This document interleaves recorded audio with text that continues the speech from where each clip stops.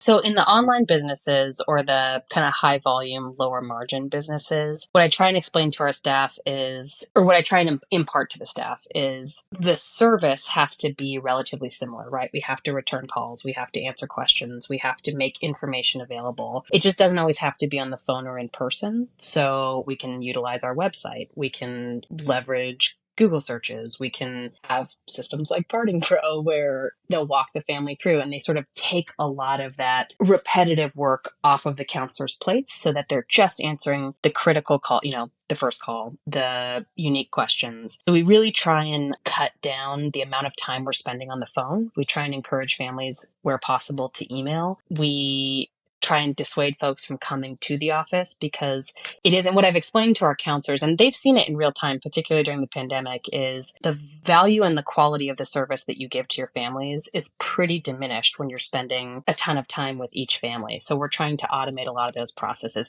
You can't do it, in my experience right now, you can't do it 100%. You can't offload everything, but you can do little things. So where possible, instead of walking the family through the vitals, have them go through the system, have them go through Parting Pro. That's 20 minutes that you just saved. And when you're multiplying it by, 100 to 150 families a month, that's pretty significant. In the funeral homes, I would say it's 100% the opposite. So the cost is higher. The Hmm. number of families is lower, but what we're really doing is we're making available pretty highly trained counselors and directors to be available to families, to be very responsive, to respond to nonverbal cues. I think they're just totally different models. Hmm. And we've also trained them. So since we work hand in hand, we've also trained them to know when the other one might be a better fit. So with our traditional funeral homes, I've sort of gone, hey, look, if you spend a week with a family and really ultimately that lower cost online service is probably a better fit for them. If you've spent a week with them trying to walk them through the process, that's now a week that you can't spend with another family. So once you realize that, make it available, and vice versa. If on the sort of lower cost, higher volume model, you go, gosh, this family just really needs more, make it available to them. Even though you're co-owned, you're not the same office and you run into problems there. Like, well, why is it $2,000 here and $1,000 there? Well, it's pretty easy to explain. Arming your counselors with that information I've found to be really helpful. And it makes them more confident too, because they have the same questions. Well, why are we charging 2,000 and they're charging 1,000? So explaining the actual difference in the models is helpful.